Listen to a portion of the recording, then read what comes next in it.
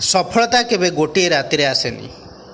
प्रतिदिन छोट छोट चेष्टार फल ही सफलता अटे। नमस्कार बंधुगण, मु सागर कलाकार सागर संग मास्ट्रोलॉजी ज्योतिष ज्ञान एंड कर्म चैनल को आपण मानक स्वागत जनाऊँगी। आज आम आलोचना करिबा कन्या राशि जातक जातिका मानक पई एई 2026 मसीहा जून मास किपरि कटिबो, ग्रह मानकर स्थिति कौन रही, नवग्रह माने की फल देवे, सबकि स्वास्थ्य, शिक्षा, finance, love relation, married life, job और प्रोफेशन एवं बिजनेस विषय रे डिटेल्स रे आलोचना करिबा। आसंतु नजर पकईबा ग्रह गोचर स्थिति उपरे।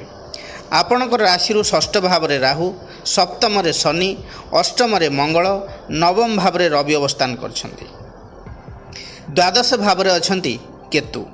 जून 2 तारिख ठारू बृहस्पति एकादश भाव में कर्कट राशि रे अवस्थान करछन्ति। बुध एवं शुक्र अछन्ति दशम भाव में। जून 8 तारिख रे शुक्र अवस्थान करिवे एकादश रे बृहस्पति युक्त होइकी एवं जून 22 तारिख रे बुध मध्य एकादश भाव में अवस्थान करिवे। मंगल जून 20 तारिख ठारू नवम भाव में रहिबे वृष राशि रे एवं जून 15 परे रवि अवस्थान करिवे दशम रे मिथुन राशि रे। बंधुगण, यही विचार जन्म राशि चंद्र राशि को आधार करी करा जायछि। जेउ मानकर कन्या राशि और कन्या लग्न से मानक पई एही वीडियो अधिक फलप्रद हेबो बोली आमर आशा और विश्वास। प्रथमे आसंतु जानिबा एही मासरे आपणकर स्वास्थ्य अवस्था किपरि रहिबो। फास्ट हाउस आमर शरीर आम इम्यूनिटीर भाव। लग्न भावर अधिपति हेले बुध। मिथुन राशि रे सुगृही अछंती। आपणकर शरीर इम्यूनिटी पावर भल रहिबो, रिकवरी पावर स्ट्रंग रहिबो, किंतु बुध दशम रे थिबारु मेंटल एक्टिविटी बेसी रहिबो, स्ट्रेस बढ़ी पारे। शनिकर दृष्टि लग्न उपरे रहुची। Normal health issue, weakness, laziness, chronic type problem आसी पारे। लग्नाधिपति बुध बलवान थिबारु सेमिति किछि मेजर हेल्थ इश्यू नाही, किंतु शारीरिक दुर्बलता, थका लागिबा, मुंड बिंधा, हाथ एवं पाद जंत्रणा, जॉइंट पेन ए सब टिके टिके रहिबो।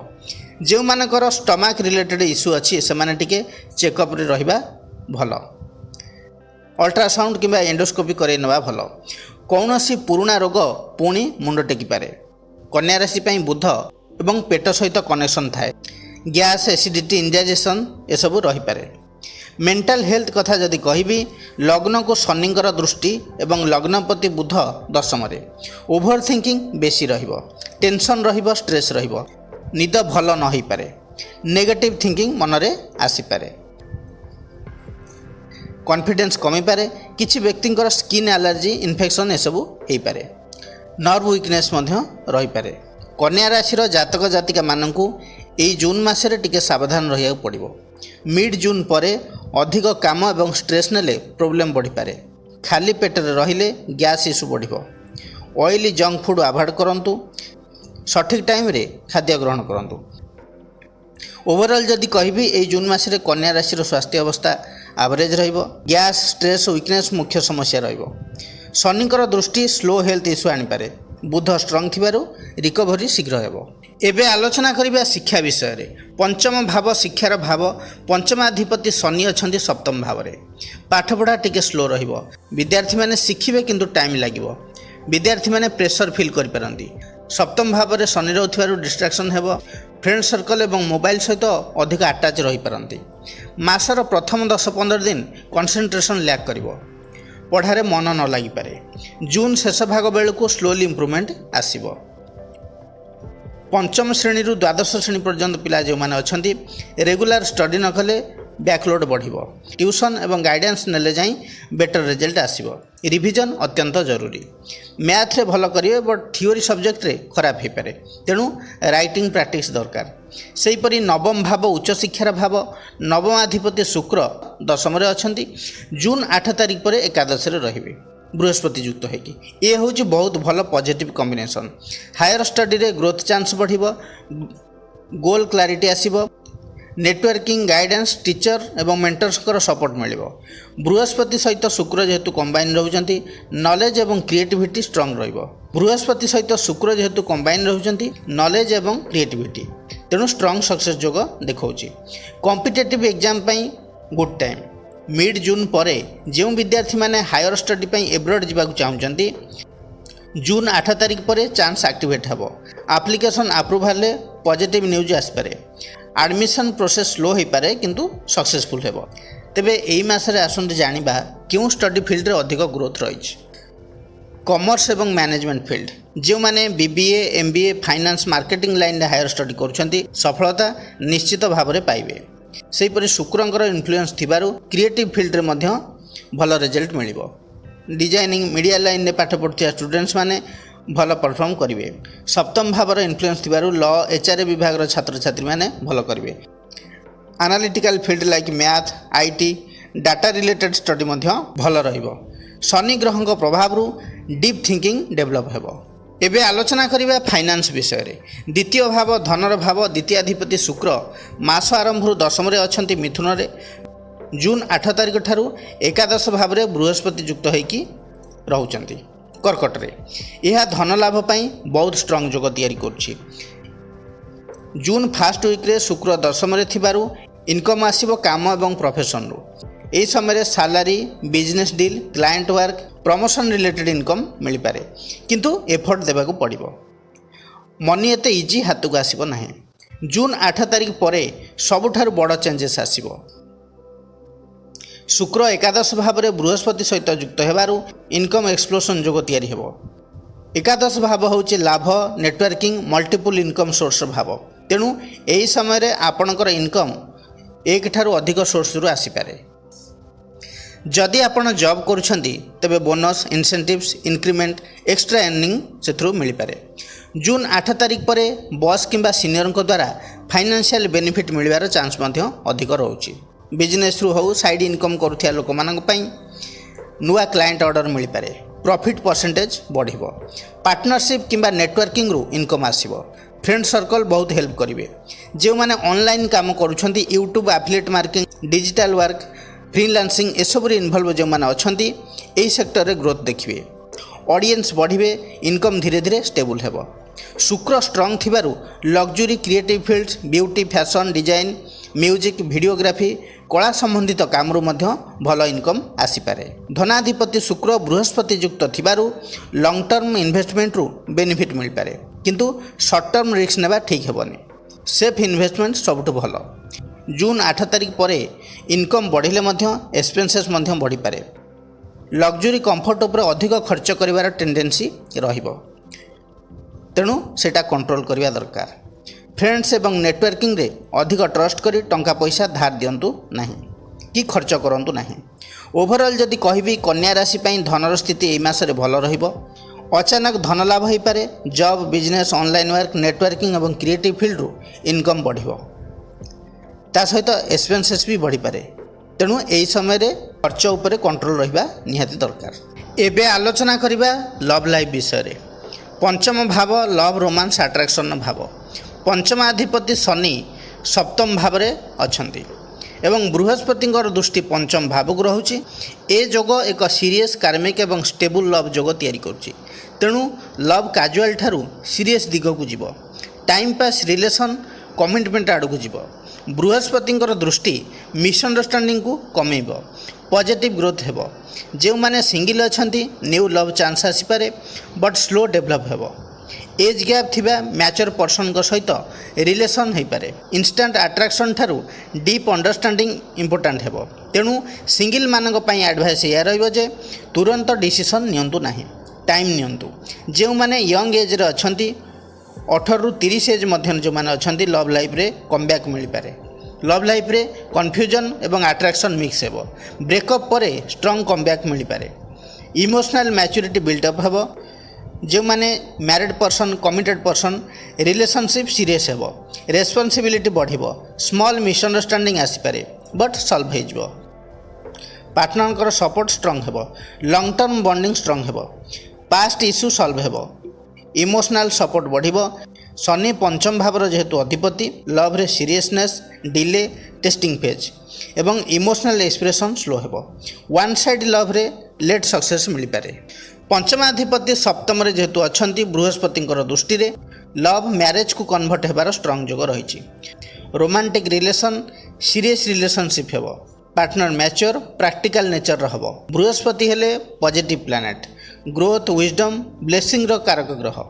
ପଞ୍ଚମ ଭାବକୁ ଦୃଷ୍ଟି ଦେଉଛନ୍ତି। ଲଭ୍ ଲାଇଫ୍ରେ ପଜିଟିଭିଟି ବେଶୀ ରହିବ। ବ୍ରେକଅପ୍ ହେଲେ ମଧ୍ୟ ପ୍ୟାଚଅପ୍ର ଚାନ୍ସ ରହିଛି। ଟ୍ରୁ ଲଭ୍ ଆଟ୍ରାକ୍ଟ ହେବ। ସପ୍ତମକୁ ବି ବୃହସ୍ପତିଙ୍କର ଦୃଷ୍ଟି ରହୁଛି। ମ୍ୟାରେଜ୍ ପ୍ରପୋଜାଲର ଚାନ୍ସ ବଢ଼ିବ। ପାର୍ଟନର ସପୋର୍ଟିଭ୍ ହେବେ। ଶନିକୁ ଯେହେତୁ ବୃହସ୍ପତିଙ୍କର ଦୃଷ୍ଟି ରହୁଛି, ଶନିଙ୍କର ଡିଲେ ଇଫେକ୍ଟ କମିବ। ରିଲେସନସିପ୍ରେ ଷ୍ଟେବିଲିଟି ଏବଂ ପଜିଟିଭିଟି ଆସିବ। ଓଭରଅଲ୍ ଯଦି କହିବି, ୟଙ୍ଗ ଏଜ୍ ପାଇଁ confusion, delay, rejection, serious love ଲେଟ୍ରେ ଆସିବ। ଯେଉଁମାନେ ଆଡଲ୍ଟ ଅଛନ୍ତି, best time for true love. Marriage ହେବାର ପସିବିଲିଟି ରହିଛି। ଷ୍ଟେବୁଲ୍ ପାର୍ଟନର ମଧ୍ୟ ମିଳିପାରନ୍ତି। ଯେଉଁମାନେ ଓଭର ଏଜ୍ରେ ଅଛନ୍ତି, ଇମୋସନାଲ୍ ଷ୍ଟେବିଲିଟି ହାଇ ରହିବ। ପିସ୍ଫୁଲ୍ ଅଣ୍ଡରଷ୍ଟାଣ୍ଡିଂ ରହିବ ରିଲେସନସିପ୍ରେ। ଏବେ ଆଲୋଚନା କରିବା ବିବାହ ଓ ଦାମ୍ପତ୍ୟ ଜୀବନ ବିଷୟରେ। ସପ୍ତମ ଭାବ ବିବାହ ଓ ଦାମ୍ପତ୍ୟ ଜୀବନର ଭାବ। କନ୍ୟା ରାଶି ପାଇଁ ଏହି ଜୁନ୍ 2026 ବିବାହ ଓ ଦାମ୍ପତ୍ୟ ଜୀବନରେ ମିକ୍ସଡ ରେଜଲ୍ଟ ଦେଖାଉଛି। ସପ୍ତମ ଭାବରେ ଶନି ଥିବାରୁ ରିଲେସନସିପ୍ରେ ମିସ୍ଅଣ୍ଡରଷ୍ଟାଣ୍ଡିଂ, ଇମୋସନାଲ୍ ଡିଷ୍ଟାନ୍ସ, ଛୋଟ ମୋଟ ଟେନସନ୍ ହୋଇପାରେ। ପାର୍ଟନରଙ୍କ ସହିତ କମ୍ୟୁନିକେସନ୍ ଇସ୍ୟୁ ଆସିପାରେ, ଯାହାଦ୍ୱାରା କେବେ ମନମାଳିନ୍ୟ ହୋଇପାରେ। କିନ୍ତୁ ଏଠି ସବୁଠୁ ବଡ଼ ପଜିଟିଭ୍ ପଏଣ୍ଟ ହେଉଛି କ'ଣ ନା, ସପ୍ତମାଧିପତି ବୃହସ୍ପତି କର୍କଟରେ ଉଚ୍ଚସ୍ଥ ଅବସ୍ଥାରେ ରହୁଛନ୍ତି ଏକାଦଶ ଭାବରେ ଏବଂ ସପ୍ତମ ଭାବକୁ ନବମ ଦୃଷ୍ଟିରେ ଦେଖୁଛନ୍ତି। ଏହା ରିଲେସନସିପ୍କୁ ପ୍ରୋଟେକ୍ଟ କରିବ। ଯାହା ବି ନେଗେଟିଭ୍ କଥା ହେଲା ମୁଁ କହୁଥିଲି, ସେଥିରେ କିଛି ମାତ୍ରାରେ ପଜିଟିଭିଟି ଦେଖାଇବ। ଯଦି ବି କିଛି ମିସ୍ଅଣ୍ଡରଷ୍ଟାଣ୍ଡିଂ ଅଛି, ତାକୁ ଧୀରେ ଧୀରେ ଦୂର କରିବ ବୃହସ୍ପତିଙ୍କର ଶୁଭ ଦୃଷ୍ଟି। ପାର୍ଟନରଙ୍କ ଠାରୁ ସପୋର୍ଟ ମିଳିବ। ଜୁନ୍ 8 ତାରିଖ ପରେ ସିଚୁଏସନ୍ ଆହୁରି ବେଟର୍ ହେବ। ବଣ୍ଡିଂ ଷ୍ଟ୍ରଙ୍ଗ ହେବ। ଦୁହେଁ ମିଶି ଫ୍ୟୁଚର ପ୍ଲାନିଂ କରିପାରିବେ। ଯେଉଁମାନେ ଅନମ୍ୟାରେଡ୍ ସେମାନଙ୍କ ପାଇଁ ପ୍ରପୋଜାଲ ଆସିପାରେ, କିନ୍ତୁ ସପ୍ତମରେ ଶନି ଥିବାରୁ ଟିକେ ବିଳମ୍ବ ହୋଇପାରେ। ଏହି ମାସରେ ଶନି ଆପଣଙ୍କର ପରୀକ୍ଷା ନେବେ, କିନ୍ତୁ ବୃହସ୍ପତି ରିଲେସନସିପ୍କୁ ସୁରକ୍ଷା ଦେବେ। ତେଣୁ ପେସେନ୍ସ ରଖିଲେ ଦାମ୍ପତ୍ୟ ଜୀବନ ଧୀରେ ଧୀରେ ଷ୍ଟ୍ରଙ୍ଗ ଏବଂ ଷ୍ଟେବୁଲ୍ ହେବ। ସପ୍ତମାଧିପତି ବୃହସ୍ପତି ଏକାଦଶରେ ଯେହେତୁ ଉଚ୍ଚସ୍ଥ ରହୁଛନ୍ତି, ସ୍ପାଉସ୍ ଭଲ, ସପୋର୍ଟିଭ୍ ଏବଂ ଅଣ୍ଡରଷ୍ଟାଣ୍ଡିଂ ବାଲା ମିଳିବ। ମ୍ୟାରେଜରେ ଲକ୍ ଏବଂ ବ୍ଲେସିଂସ୍ ରହିବ। ଇଚ୍ଛା ପୂରଣ ଆପଣଙ୍କର ହେବ। ଜୁନ୍ 8 ତାରିଖ ପରେ ଇଫେକ୍ଟ ଟିକେ ଅଧିକ ଷ୍ଟ୍ରଙ୍ଗ ହେବ, କାରଣ ଶୁକ୍ର ମଧ୍ୟ ଏକାଦଶ ଭାବରେ ସପ୍ତମପତି ଯୁକ୍ତ ହୋଇକି ରହିବେ। ବୃହସ୍ପତିଙ୍କର ସପ୍ତମ ଭାବକୁ ଦୃଷ୍ଟି ଶନିଙ୍କର ନେଗେଟିଭ୍ ଇଫେକ୍ଟକୁ ବାଲାନ୍ସ କରିବ। ଫାଇଟ୍ ହେଲେ ମଧ୍ୟ ରିଲେସନସିପ୍ ବ୍ରେକ୍ ହେବନି। ବଡ଼ମାନଙ୍କ ଦ୍ୱାରା ସମସ୍ୟାର ସମାଧାନ ହେବ। ୱିଜଡମ୍ ଏବଂ ମ୍ୟାଚୁରିଟି ଆସିବ। ପ୍ରୋବ୍ଲେମ୍ ଆସିଲେ ବି ସଲ୍ୟୁସନ୍ ମଧ୍ୟ ମିଳିଯିବ। ଓଭରଅଲ୍ ଯଦି କହିବି, କନ୍ୟା ରାଶି ପାଇଁ ଜୁନ୍ ମାସର ମ୍ୟାରେଡ୍ ଲାଇଫ୍ର ସ୍ଥିତି, ପାର୍ଟନରଙ୍କର ସପୋର୍ଟ ରହିବ। ବଣ୍ଡିଂ ଗ୍ରାଜୁଆଲି ଷ୍ଟ୍ରଙ୍ଗ ହେବ। ସେହିପରି ନେଗେଟିଭ୍ ସାଇଡ୍ ଯଦି ଦେଖିବା, ego, silence, misunderstanding, emotional distance feel ହେବ। ୱାର୍କଲୋଡ୍ ଦ୍ୱାରା ଟାଇମ୍ କମ୍ ମିଳିବା ଫଳରେ ପାର୍ଟନରକୁ ସମୟ ଦେଇ ନ ପାରନ୍ତି। ତେଣୁ ଏହି ଜୁନ୍ ମାସରେ ରିଲେସନସିପ୍ରେ ପେସେନ୍ସ ରଖିଲେ ଲଙ୍ଗ୍ ଟର୍ମ ଷ୍ଟ୍ରଙ୍ଗ ମ୍ୟାରେଜ୍ ହେବ। ଗୋଟିଏ ଲାଇନ୍ରେ କହିବାକୁ ଗଲେ, ଶନି ପରୀକ୍ଷା ନେବେ, ବୃହସ୍ପତି ସେଥିରେ ସଫଳ କରାଇବେ। ଏବେ ଆଲୋଚନା କରିବା ଜବ୍ ଅର୍ ପ୍ରଫେସନ୍ ବିଷୟରେ। ଦଶମ ଭାବ କର୍ମର ଭାବ। ଦଶମାଧିପତି ବୁଧ ମିଥୁନରେ ସୁଗୃହୀ ଅଛନ୍ତି। କନ୍ୟା ରାଶି ପାଇଁ ଜୁନ୍ 2026 କର୍ମ ଏବଂ ପ୍ରଫେସନର ସ୍ଥିତି ମୋଟାମୋଟି ଭାବରେ ଗ୍ରୋଥ୍ ଅପରଚ୍ୟୁନିଟି ଏବଂ ନେଟୱାର୍କିଂରେ ଭଲ ରହିବ। ଦଶମାଧିପତି ବୁଧ ଦଶମରେ ମିଥୁନ ରାଶିରେ, ଏହା ବହୁତ ଷ୍ଟ୍ରଙ୍ଗ ପ୍ଲେସମେଣ୍ଟ। ବୁଧ ଏଠାରେ ରାଜଯୋଗ ନିର୍ମାଣ କରୁଛି। Communication skill, intelligence, planning power strong ରହିବ। କ୍ୟାରିୟରରେ ସ୍ମାର୍ଟ ଡିସିସନ୍ ନେଇ ପ୍ରୋଗ୍ରେସ୍ ଆପଣ କରିପାରିବେ। Multitasking, business mind, IT, media, marketing, teaching, writing ଭଳି ଫିଲ୍ଡରେ ସକ୍ସେସ୍ ମିଳିବ। ମାସ ଆରମ୍ଭରୁ 22 ତାରିଖ ପର୍ଯ୍ୟନ୍ତ ବୁଧ ଦଶମ ଭାବରେ ଷ୍ଟ୍ରଙ୍ଗ ଥିବାରୁ ଜବ୍ ଷ୍ଟେବିଲିଟି ବଢ଼ିବ। ଅଫିସରେ ପରଫର୍ମାନ୍ସ ଇମ୍ପ୍ରୁଭ୍ ହେବ।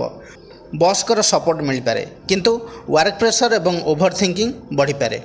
ଏହି ସମୟରେ ପ୍ରାଇଭେଟ୍ ଜବ୍ କରୁଥିବା ଲୋକମାନେ ଗ୍ରୋଥ୍ ଦେଖିବେ। ଗଭର୍ଣ୍ଣମେଣ୍ଟ ଜବ୍ ପାଇଁ ପ୍ରିପାରେସନ୍ କରୁଥିଲେ ଫୋକସ୍ ଭଲ ରହିବ। ଜୁନ୍ 22 ପରେ ବୁଧ ଏକାଦଶ ଭାବରେ ବୃହସ୍ପତି ଯୁକ୍ତ ହୋଇକି ରହିବେ। ଇଏ ହେଉଛି ସବୁଠାରୁ ଇମ୍ପୋର୍ଟାଣ୍ଟ ଫେଜ୍। ଏକାଦଶ ଭାବ ହେଉଛି ଇନକମ୍, ଗେନ୍, ନେଟୱାର୍କିଂ ଏବଂ ୱିଶ୍ ଫୁଲଫିଲମେଣ୍ଟର ଭାବ। ବୁଧ ଏବଂ ବୃହସ୍ପତିଙ୍କର କମ୍ବିନେସନ୍ ଫଳରେ ଇନକମ୍ ବୃଦ୍ଧିର ଷ୍ଟ୍ରଙ୍ଗ ଯୋଗ ରହିଛି। ପ୍ରମୋସନ୍, ଇନକ୍ରିମେଣ୍ଟର ଚାନ୍ସ ରହିଛି। ନ୍ୟୁ ଅପରଚ୍ୟୁନିଟି, ନ୍ୟୁ କଣ୍ଟ୍ରାକ୍ଟ, ଇନଫ୍ଲୁଏନ୍ସିଆଲ ପିପୁଲଙ୍କର ସହଯୋଗ ମିଳିବ। ପ୍ରଫେସନାଲ୍ ଲାଇଫ୍ରେ ନେଟୱାର୍କିଂ ଦ୍ୱାରା ବେନିଫିଟ୍ ମିଳିବ। ଇଣ୍ଟରଭ୍ୟୁ, ମିଟିଂ, ଡିଲିଂସରେ ସକ୍ସେସ୍ର ଚାନ୍ସ ହାଇ ରହିଛି। ଯେଉଁମାନେ ଜବ୍ ଚେଞ୍ଜ କରିବା ପାଇଁ ଚାହୁଁଛନ୍ତି, ସେମାନଙ୍କୁ ଭଲ ଅଫର୍ ଆସିପାରେ। ଯେଉଁମାନେ ପ୍ରାଇଭେଟ୍ ଜବ୍ କରୁଛନ୍ତି, ଜୁନ୍ 22 ପରେ ଗ୍ରୋଥ୍ ଫାଷ୍ଟ ହେବ। ଟିମ୍ ସପୋର୍ଟ ମିଳିବ। ସାଲାରୀ ଇନକ୍ରିମେଣ୍ଟ, ଇନସେଣ୍ଟିଭ୍ସର ଚାନ୍ସ ବି ରହିଛି। କମ୍ୟୁନିକେସନ୍ ବେସ୍ଡ ଜବ୍ ପାଇଁ ଏ ହେଉଛି ବେଷ୍ଟ ଟାଇମ୍। କିନ୍ତୁ ଏହି ସମୟରେ ଓଭର କନଫିଡେନ୍ସ ହୁଅନ୍ତୁ ନାହିଁ। କଲିଗଙ୍କ ସହ ମିସଅଣ୍ଡରଷ୍ଟାଣ୍ଡିଂ ଆଭଏଡ୍ କରନ୍ତୁ। ସେହିପରି ଗଭର୍ଣ୍ଣମେଣ୍ଟ ଜବ୍ କଥା ଯଦି କହିବି, ପ୍ରିପାରେସନରେ ଇମ୍ପ୍ରୁଭମେଣ୍ଟ ଦେଖାଉଛି, ଏକ୍ଜାମ୍ କ୍ଲିୟର କରିବାର ଯୋଗ ରହିଛି। ଜୁନ୍ ଏଣ୍ଡରେ ଗୁଡ୍ ନ୍ୟୁଜ୍ ଆସିପାରେ। ସବୁ ସେହି ଏଫର୍ଟ ଉପରେ ଡିପେଣ୍ଡ କରୁଛି, କିନ୍ତୁ କନସିଷ୍ଟେନ୍ସି ନଥିଲେ ରେଜଲ୍ଟ ଡିଲେ ହେବ। ଓଭରଅଲ୍ ଯଦି କହିବି, କନ୍ୟା ରାଶି ପାଇଁ ଜୁନ୍ 2026 କର୍ମ ଏବଂ ପ୍ରଫେସନରେ ବହୁତ ଭଲ ଗ୍ରୋଥ୍ ରହିଛି। ମାସ ଆରମ୍ଭରେ କାମରେ ଷ୍ଟେବିଲିଟି ପରଫର୍ମାନ୍ସ ଭଲ ରହିବ। ଜୁନ୍ 22 ପରେ ବୁଧ ଏବଂ ବୃହସ୍ପତି ଯୁକ୍ତି ଦ୍ୱାରା ଇନକମ୍ ବୃଦ୍ଧି ହେବ। ପ୍ରମୋସନ୍ ଏବଂ ନ୍ୟୁ ଅପରଚ୍ୟୁନିଟି ଆସିବ। ପ୍ରାଇଭେଟ୍ ଜବ୍ରେ ଗ୍ରୋଥ୍ ଏବଂ ଇନକ୍ରିମେଣ୍ଟର ଯୋଗ ରହିଛି। ଯେଉଁମାନେ ଗଭର୍ଣ୍ଣମେଣ୍ଟ ଜବ୍ ପାଇଁ ଟ୍ରାଏ କରୁଛନ୍ତି ପଜିଟିଭ୍ ରେଜଲ୍ଟ ପାଇପାରନ୍ତି। ଏହି ମାସ କନ୍ୟା ରାଶିର କ୍ୟାରିୟର ପାଇଁ ପ୍ରୋଗ୍ରେସିଭ୍ ଏବଂ ବେନିଫିସିଆଲ ରହିବ। ଏବେ ଆଲୋଚନା କରିବା ବିଜନେସ୍ ବିଷୟରେ। ସପ୍ତମ ଭାବ ବିଜନେସ୍ର ଭାବ। ସପ୍ତମାଧିପତି ବୃହସ୍ପତି କର୍କଟରେ ଉଚ୍ଚସ୍ଥ ରହୁଛନ୍ତି, କିନ୍ତୁ ଶନି ଅଛନ୍ତି ସପ୍ତମ ଭାବରେ। ଗ୍ରୋଥ୍ ଟିକେ ସ୍ଲୋ ହେବ, ପ୍ରେସର ବି ରହିବ, କମ୍ପିଟିସନ୍ ବେଶୀ ରହିବ। କିନ୍ତୁ ସପ୍ତମାଧିପତି ବୃହସ୍ପତି ଏକାଦଶ ଭାବରେ ଉଚ୍ଚସ୍ଥ ଥିବାରୁ ଇନକମ୍ ଏବଂ ପ୍ରଫିଟ୍ର ଷ୍ଟ୍ରଙ୍ଗ ଯୋଗ ରହିଛି। ନେଟୱାର୍କ କଣ୍ଟାକ୍ଟରୁ ଲାଭ ମିଳିବ। ଲଙ୍ଗ୍ ଟର୍ମରେ ବିଜନେସ୍ ଗ୍ରୋ କରିବ। ଆରମ୍ଭରୁ ଷ୍ଟ୍ରଗଲ୍ ରହିବ, ବଟ୍ ଏଣ୍ଡିଂ ରେଜଲ୍ଟରେ ପ୍ରଫିଟ୍ ଏବଂ ଗ୍ରୋଥ୍ ରହିଛି। ସେହିପରି ଯେଉଁମାନେ ପାର୍ଟନରସିପ୍ ବିଜନେସ୍ କରୁଛନ୍ତି, ଶନି ସପ୍ତମରେ ଥିବାରୁ ପାର୍ଟନରଙ୍କ ସହିତ ମିସଅଣ୍ଡରଷ୍ଟାଣ୍ଡିଂ ହୋଇପାରେ, କିନ୍ତୁ ବୃହସ୍ପତି ନେଗେଟିଭିଟିକୁ କମ୍ କରିବ। ବୃହସ୍ପତିଙ୍କର ଦୃଷ୍ଟି ସପ୍ତମ ଭାବକୁ ରହୁଥିବାରୁ ଭଲ ଫେଥଫୁଲ୍ ସପୋର୍ଟିଭ୍ ପାର୍ଟନର ମିଳିପାରନ୍ତି। ଓଲ୍ଡ କନେକ୍ସନରୁ ବେନିଫିଟ୍ ମିଳିବ। ପାର୍ଟନରସିପ୍ ଚାଲିବ, ବଟ୍ ପେସେନ୍ସ ଦରକାର, କ୍ଲିଅର କମ୍ୟୁନିକେସନ୍ ଦରକାର। ତେବେ ଆସନ୍ତୁ ଜାଣିବା କେଉଁ କେଉଁ ବିଜନେସ୍ ଏହି ମାସରେ କନ୍ୟା ରାଶି ପାଇଁ ଭଲ ଚାଲିବ। Oil, steel, iron, machinery, construction related materials, labour work, mining, transport ଏହିସବୁ ଭଲ ଚାଲିବ। ଯେଉଁମାନେ ଏହିସବୁ ବିଜନେସ୍ କରୁଛନ୍ତି ପ୍ରଚୁର ମାତ୍ରାରେ ଅର୍ଥ ରୋଜଗାର କରିପାରିବେ। ସେହିପରି education line, coaching, consultancy, finance, banking, insurance, spiritual field, astrology related work ମଧ୍ୟ ଭଲ ଚାଲିବ। ଇନକମ୍ ବି ଭଲ ଆସିବ। ସେହିପରି ଏକାଦଶ ଭାବର ଇନଫ୍ଲୁଏନ୍ସ ଥିବାରୁ, ସପ୍ତମପତି ଏକାଦଶ ଭାବରେ ଥିବାରୁ ଯେଉଁମାନେ online business, social media, networking business, marketing, YouTube, digital marketing ଏହିସବୁଥିରେ ଯେଉଁମାନେ ଇନଭଲ୍ଭ ଅଛନ୍ତି ସେମାନେ ଇମ୍ପ୍ରୁଭ୍ କରିବେ। ଇନକମ୍ ବି ଭଲ ଆସିବ। ନେଟୱାର୍କିଂ ଦ୍ୱାରା ବିଜନେସ୍ ଗ୍ରୋ ହେବ। ପ୍ରଫିଟ୍ ଏବଂ ଲସ୍ କଥା ଯଦି କହିବି, ଜୁନ୍ ମାସ ମିଡ୍ ପରେ ଇନକମ୍ ଇନକ୍ରିଜ୍ ହେବ। ନ୍ୟୁ ସୋର୍ସ ଅଫ୍ ଅର୍ଣ୍ଣିଂ ଆସିପାରେ। ବିଗ୍ କ୍ଲାଏଣ୍ଟ ମଧ୍ୟ ମିଳିପାରନ୍ତି। ମାସ ଆରମ୍ଭରୁ ଏକ୍ସପେନ୍ସେସ୍ ଟିକେ ବେଶୀ ରହିବ। କାମରେ ବାଧା ହେବ। ପାର୍ଟନରଙ୍କ ଯୋଗୁଁ କିଛି ଟେନସନ୍ ମଧ୍ୟ ଆସିପାରେ। ରଙ୍ଗ ଡିସିସନ୍ ନେଲେ ଲସ୍ ବି ହୋଇପାରେ। ଓଭରଅଲ୍ କହିବାକୁ ଗଲେ ଏହି ମାସରେ ଲସ୍ କମ୍, ପ୍ରଫିଟ୍ ବେଶୀ। ଏହି ଜୁନ୍ ମାସରେ ସମସ୍ତ କନ୍ୟା ରାଶିର ବ୍ୟବସାୟୀମାନଙ୍କୁ ଆଡ଼ଭାଇସ୍ ଏଇଆ ରହିବ ଯେ ତରତର ହୋଇ କୌଣସି ଡିସିସନ୍ ନିଅନ୍ତୁ ନାହିଁ। ଲିଗାଲ୍ ଡକୁମେଣ୍ଟ ଚେକ୍ କରନ୍ତୁ। ପାର୍ଟନରଙ୍କ ସହିତ କ୍ଲିଅର ଡିଲ୍ ରଖନ୍ତୁ ଏବଂ ପେସେନ୍ସ ରଖନ୍ତୁ। କନ୍ୟା ରାଶିର ବ୍ୟକ୍ତିବିଶେଷମାନେ ପ୍ରତିକାର କ'ଣ କରିବେ? ଆପଣଙ୍କର ରାଶିଆଧିପତି ହେଲେ ବୁଧ। ବୁଧଙ୍କର ବୀଜ ମନ୍ତ୍ରକୁ ଜପ କରନ୍ତୁ। ମନ୍ତ୍ରଟି ହେଲା ଓଂ ବ୍ରାଂ ବ୍ରିଂ ବ୍ରୌଂ ସ ବୁଦ୍ଧାୟ ନମଃ। ଏହି ମନ୍ତ୍ରକୁ 108 ଥର ଜପ କରନ୍ତୁ। ପ୍ରତ୍ୟେକ ଶନିବାର କଳା ତିଳ ଦାନ କରନ୍ତୁ। ହନୁମାନ ଚାଳିଶାର ପାଠ କରନ୍ତୁ। ବିଜନେସ୍ ଷ୍ଟେବୁଲ୍ ହେବ। ବୃହସ୍ପତି ଆପଣଙ୍କର ସପ୍ତମ ଭାବର ଅଧିପତି, ତେଣୁ ପ୍ରତ୍ୟେକ ଗୁରୁବାର ଦିନ ଓଂ ବ୍ରୁଂ ବୃହସ୍ପତି ନମ ମନ୍ତ୍ରକୁ 21 ଥର ଜପ କରନ୍ତୁ। ଇନକମ୍ ବଢ଼ିବ। ରାଇଟ୍ ଡିସିସନ୍ ନେବାର ପାୱାର ବି ମିଳିବ। ବନ୍ଧୁଗଣ, ଏହା ଥିଲା କନ୍ୟା ରାଶିର 2026 ମସିହା ଜୁନ୍ ମାସର ମାସିକ ରାଶିଫଳ ବିଷୟରେ ବିସ୍ତୃତ ଆଲୋଚନା। ଯଦି ଭିଡ଼ିଓଟି ଭଲ ଲାଗେ ତେବେ ଲାଇକ୍, କମେଣ୍ଟ, ସେୟାର କରିବାକୁ ଜମାରୁ ବି ଭୁଲିବେ ନାହିଁ। ପୁଣି ଆସିବି ନୂଆ ଏକ ଅଧ୍ୟାୟକୁ ନେଇ। ସେ ପର୍ଯ୍ୟନ୍ତ ରହୁଛି ନମସ୍କାର।